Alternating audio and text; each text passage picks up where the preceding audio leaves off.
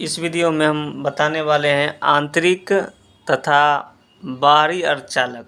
ठीक है, आंतरिक मतलब होता है इंट्रिंजिक एंड बाह्य अर्धचालक का मतलब होता है एक्सट्रिंजिक सेमीकंडक्टर। ठीक है, तो इसमें हम आंतरिक अर्धचालक देखते हैं। आंतरिक अर्धचालक, ठीक है, वे अर्धचालक जो अपनी अतिशुद्ध अवस्था में चालक का कार्य करते हैं, आंतरिक अर्धचालक कहलाते हैं।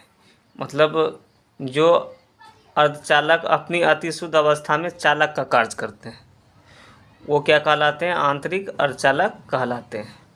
इनकी चालकता बहुत कम होती है। ठीक है, इनकी चालकता क्या होती है? बहुत कम होती है, और इसे नेज अर्धचालक भी कहते हैं, क्योंकि ये अति शुद्ध अवस्था में जो है ना चालक का कार्य करते हैं, लेकिन बहुत कम करते हैं, इसलिए इसको हम नेज अर्धचालक कहते हैं। दूसरा है बाह्य या अपद्रवी अर्धचालक। तो इसका हमने कुछ संक्षिप्त लिखे हैं। इससे आंतरिक अर्धचालक जो हम इससे पहले पढ़ाए थे, तो आंतरिक अर्धचालक में हम अशुद्धि मिलाएंगे। ठीक है, अशुद्धि मिलाने से क्या होगा? चालकता में वृद्धि हो जाएगी, और इस प्रक्रिया को हम डोपिंग कहते हैं। मतलब अशुद्धि मिलाएंगे ना अर्धचालक में, आंतरिक अर्धचालक में अशुद्धि मिलाएंगे तो चालकता में वृद्धि हो जाएगी, और इस प्रक्रिया को यानी अशुद्धि मिलाने की प्रक्रिया को हम अपमिश्रण कहते हैं, यानी डोपिंग कहते हैं, और इससे बाह्य अर्धचालक का निर्माण होता है। और ये दो प्रकार के होते हैं। ठीक है, ये कितने प्रकार के होते हैं? दो प्रकार के होते हैं। इलेक्ट्रॉन धनी अशुद्धियों युक्त अर्धचालक, जिसको हम बोलते हैं N type semiconductor, N type. ठीक है, तो वर्ग 14 के तत्व, जो वर्ग 14 होते हैं उनके तत्व सिलिकॉन जर्मेनियम इसमें लिए हैं, और प्लस मतलब 2 वर्ग लेते हैं, वर्ग 15 की अशुद्धि, जैसे पी हो जाएगा और एस हो जाएगा।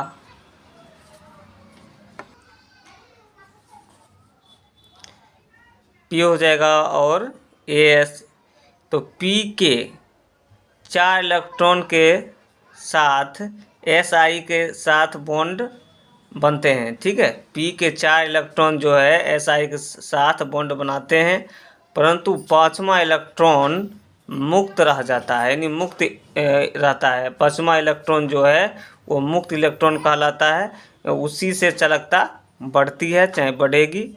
अब ऐसा क्यों हुआ? क्योंकि वर्ग 15 की जो तत्व है या अशुद्धि है उसकी संयोजकता 5 होती है, तो पी के भी संयोजकता 5 होगा, और इसके बाहरी कक्षा में 5 इलेक्ट्रॉन होंगे, जबकि पी के 4 ही इलेक्ट्रॉन जो है एस आई के साथ बॉन्ड बनाया, परंतु 5वां इलेक्ट्रॉन जो है वो मुक्त रह गया। उसी के कारण है चालकता बढ़ेगी। आवेश को प्रवाहित करने का कार्य जो मुक्त इलेक्ट्रॉन बच गया था वो करेगा। ठीक है, और इलेक्ट्रॉन क्या होते हैं? नेगेटिव होते हैं, इसलिए इसे हम कहते हैं एन टाइप सेमीकंडक्टर। तो यहाँ हमने सिलिकॉन हमने दिखाए हैं, सिलिकॉन और पी का, ठीक है, फास्फोरस का हमने यहाँ पर दिखाए हैं कि इसका बॉन्ड जो है किस प्रकार बना है। फास्फोरस के बाहरी कक्षा में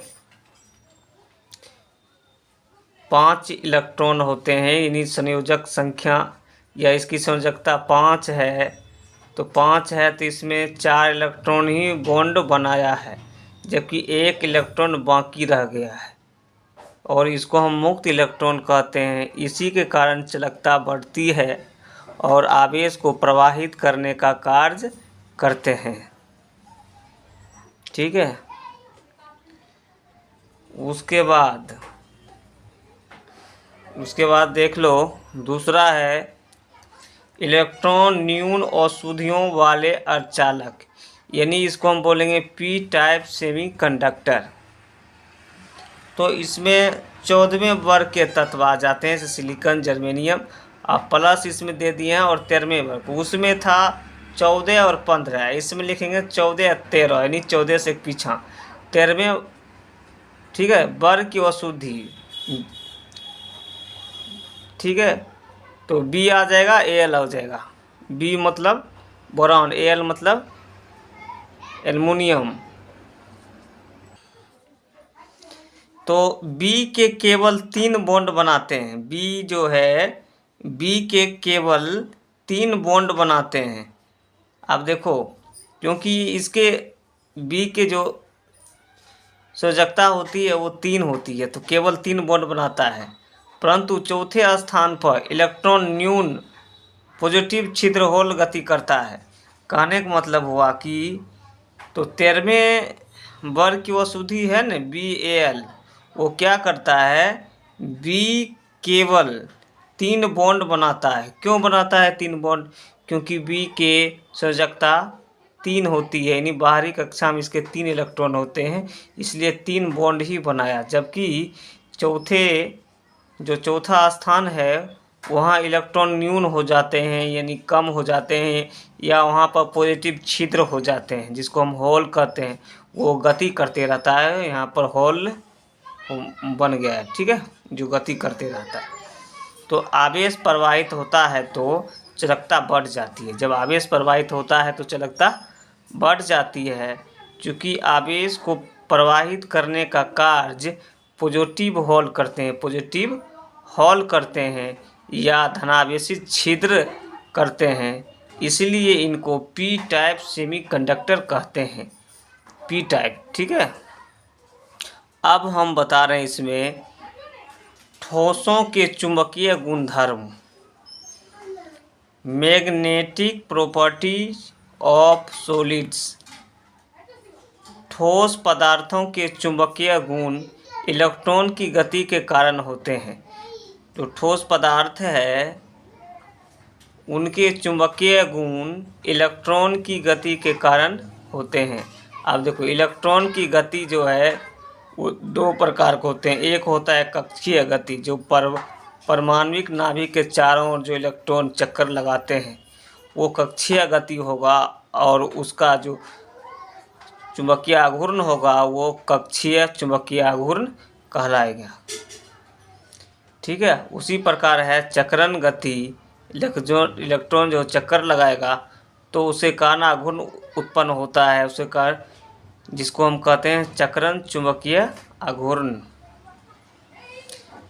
चुंबकीय गुणों के आधार पर पदार्थ 5 प्रकार के होते हैं। कितने प्रकार के होते हैं? 5 प्रकार के। पहला हो जाएगा अनुचुंबकीय ठोस, इंग्लिश होता है पैरामैग्नेटिक सॉलिड्स। दूसरा हो जाएगा लौह चुंबकीय ठोस, फेरोमैग्नेटिक सॉलिड्स। तीसरा है प्रति चुंबकीय ठोस, डायमैग्नेटिक सॉलिड्स। चौथा है प्रति लौह चुंबकीय ठोस, एंटी फेरोमैग्नेटिक सॉलिड्स। पाँचवा है फेरी चुंबकीय ठोस, तो फेरी मैग्नेटिक सॉलिड्स, ठीक है। तो चलिए पहला का डिटेल्स इसमें पढ़ते हैं। पहला है अनुचुंबकीय ठोस। तो चुंबकीय क्षेत्र में रखने पर, अनुचुंबकीय ठोस के देख लो, चुंबकीय क्षेत्र में रखने पर दुर्बल रूप से आकर्षित होते हैं। मतलब जो अनुचुंबकीय ठोस है उसको हम चुंबकीय क्षेत्र में रखेंगे तो दुर्बल रूप से क्या होगा? आकर्षित होगा। दूसरी इसका पॉइंट है चुंबकीय क्षेत्र से बाहर निकलने पर चुंबकीय गुण को खो देते हैं। जब अनुचुंबकीय पदार्थ को हम चुंबकीय क्षेत्र में ले जाएंगे तो दुर्बल रूप से आकर्षित होते हैं, लेकिन उसको जब उस क्षेत्र से बाहर निकालेंगे तो वो अपना चुंबकीय गुण खो देते हैं, यानी कि उनका चुंबकीय गुण जो है अस्थायी होते हैं। उसमें देखो अयुग्मित इलेक्ट्रॉन उपस्थित होते हैं। अनुचुंबकीय पदार्थ में अयुग्मित इलेक्ट्रॉन उपस्थित होते हैं। एग्जाम्पल इसका हो जाएगा O2, NO, CO, Fe, Mn, VO2, CuO, Cu2+, Ni2+, ठीक है। इसका ये एग्जाम्पल हो गया। अब हम पढ़ने वाले हैं लोह चुंबकीय ठोस। देखो इसको क्या करेंगे, चुंबकीय क्षेत्र में रखेंगे तो ये प्रबल रूप से आकर्षित हो जाएगा, क्योंकि ये लोह चुंबकीय ठोस है। प्रबल रूप से क्या हो जाएगा, ये आकर्षित हो जाएगा चुंबक क्षेत्र में। चुंबकीय क्षेत्र से हटाने पर अस्थायी चुंबक बन जाते हैं। जब इसको हम प्रबलीय या चुंबकीय क्षेत्र में रखेंगे तो ये प्रबल रूप से आकर्षित होंगे, और उस क्षेत्र से हटा भी लेंगे तो ये अस्थायी चुंबक बन जाते हैं और ये चुंबक की तरह व्यवहार करते रह जाते हैं। इनके आयनों के खंड मिलकर डोमेन बनाते हैं। यहाँ पर हमने दिखाए हैं इसके आयनों के खंड।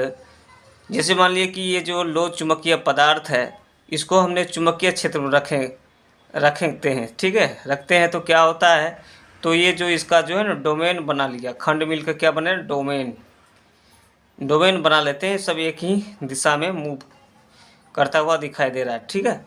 एग्जाम्पल हो जाएगा इसमें Fe, इसको हम लोहा कहते हैं, कोबाल्ट, निकेल, CrO2 इत्यादि ETC, ठीक है। तो इसका एग्जाम्पल आपको याद रखनी है। लोह चुंबकीय पदार्थ का एग्जाम्पल हो जाएगा FeCO, Ni, CrO2 ETC। और इसका एग्जाम्पल है जो विव्या है, हमने उसी एग्जाम्पल को बताए हैं, क्योंकि ऑब्जेक्टिव में ये आता है कि इनमें से कौन लोह चुंबकीय पदार्थ है। चलिए अब हम 3 नंबर पर आने वाले हैं, प्रति चुंबकीय ठोस, ठीक है। इसको क्या करेंगे, चुंबकीय क्षेत्र में रखेंगे तो ये दुर्बल रूप से प्रतिकर्षित होंगे। पहले वाले भी दुर्बल रूप से प्रतिकर्षित हुआ था, आकर्षित हुआ था, ये प्रतिकर्षित होगा दुर्बल रूप से, ठीक है, क्योंकि ये प्रति चुंबकीय है तो दुर्बल रूप से प्रतिकर्षित होगा, ठीक है, यानी कि ये दूर भागेगा। इसमें सभी इलेक्ट्रॉन क्या होते हैं, युग्मित होते हैं, यानी जोड़े में होते हैं। सभी इलेक्ट्रॉन किस में हो गए, जोड़े में। एग्जाम्पल होगा H- Li plus Be2 plus F minus O2 minus Zn plus Ag plus B2O5 H2O, ठीक है, ETC। नोट में कुछ बात को आपको ध्यान रखनी है। TiO2 शुद्ध अवस्था में ये प्रति चुंबकीय होता है। शुद्ध अवस्था में क्या होता है, प्रति चुंबकीय होता है, तथा क्रिस्टल दोष होने पर, अगर उसमें कोई क्रिस्टल दोष हो जाता है तो वो अनुचुंबकीय ठोस बन जाते हैं। आपको ये बात ध्यान रखनी है। आप चलते हैं चौथा, देख लो, प्रति चुंबकीय ठोस। प्रति चुंबकीय ठोस, इसकी संरचना थोड़ा देख लो। लोह चुंबकीय ठोस के समान होते हैं। जो लोह चुंबकीय हमने बताए थे तो उसकी वो ऐसे संरचना होते हैं, और इसमें अयुग्मित इलेक्ट्रॉन उपस्थित होते हैं, और डोमेन जो है विपरीत दिशा में रहते हैं। देखो एक ऊपर की ओर है, एक नीचे की ओर है, ठीक है, फिर एक ऊपर एक नीचे, एक विपरीत दिशा में होती है, ठीक है। डोमेन जो क्या होते हैं, विपरीत दिशा में होते हैं, एक ऊपर एक नीचे, फिर एक ऊपर एक नीचे, एक ऊपर एक नीचे, इस टाइप से रहते हैं, एक दूसरे के विपरीत दिशा में है। कुल चुंबकीय गुण की बात करें तो इसमें 0 हो जाएगा, ठीक है, क्योंकि दिशा विपरीत है। एग्जाम्पल हो जाएगा MnO, CaO, MnO2, ये A है, MnO2 हो जाएगा CrO3, Fe2O3, FeO ETC, ये इसका एग्जाम्पल है। और हम 5 और लास्ट इसमें देखते हैं, ठीक है, फेरी चुंबकीय पदार्थ, ठोस बोले या पदार्थ बोले, तो फेरी चुंबकीय पदार्थ की संरचना देख लो। ये क्या होते हैं, लोह चुंबकीय पदार्थों के समान होते हैं। जैसे 4 हमने बोले थे वैसा ही संरचना इनके भी होते हैं, लेकिन इसका डोमेन जो है, इलेक्ट्रॉन व्यवस्था है, वो विपरीत परंतु वो समान होते हैं। देखो 2 ऊपर की ओर गया है, एक नीचे, एक ऊपर, फिर एक नीचे, मतलब ये सब की दिशा जो है समान नहीं है, समान नहीं है, क्योंकि ये 2 ऊपर गया तो एक नीचे गया है, एक ऊपर गया तो एक नीचे, ऐसे करके वो समान रहता है, ठीक है। तो इसका कुल चुंबकीय आघूर्ण जो है 0 नहीं होगा, ठीक है, क्योंकि ये समान है। चुंबकीय क्षेत्र में रखने पर दुर्बल रूप से आकर्षित होते हैं। इसको चुंबकीय क्षेत्र में रखेंगे तो ये दुर्बल रूप से आकर्षित होते हैं। जैसे हो जाएगा Fe3O4 ZnFe2O4। अब देखो इसको हम गर्म करेंगे, फिर इस चुंबकीय पदार्थ को गर्म करेंगे तो ये अणु चुंबकीय पदार्थ में बदल जाते हैं। तो आपको एक नोट याद रखनी है कि कौन कौन पदार्थ जो है अणु चुंबकीय पदार्थ में बदल जाते हैं, ठीक है। तो देखो, चुंबकत्व का या चुंबकत्व पर ताप का प्रभाव। लोह चुंबकीय पदार्थ, फेरी चुंबकीय पदार्थ और प्रतिलोह चुंबकीय पदार्थ, ये सबको उच्च ताप पर अगर गर्म करेंगे तो ये अणु चुंबकीय ठोस में बदल जाएगा, ठीक है। कौन कौन है? लोह चुंबकीय पदार्थ, फेरी चुंबकीय पदार्थ और प्रतिलोह चुंबकीय पदार्थ, ठीक है। इसको उच्च ताप पर गर्म करेंगे तो ये अणु चुंबकीय ठोस में बदल जाता है। क्योंकि ताप बढ़ाने पर इलेक्ट्रॉन का चक्रण जो है ना अव्यवस्थित हो जाता है, मतलब वो अव्यवस्थित होकर चक्रण करने लगते हैं, मूव करने लगते हैं, जिसके कारण वो अणु चुंबकीय ठोस बन जाते हैं, ठीक है। अगर हमारा वीडियो आप लोगों का अच्छा लगता है तो हमारे चैनल को सब्सक्राइब करें, लाइक करें और शेयर करें, जिससे आपको हमारे अगले वीडियो की जानकारी सही समय पर पहुंचता रहे। और हमारे चैनल की मदद से जो विषय चालू किया जाता है उसका संपूर्ण जानकारी 1 बाय 1 वीडियो के द्वारा दी जाती है। Thank you for watching.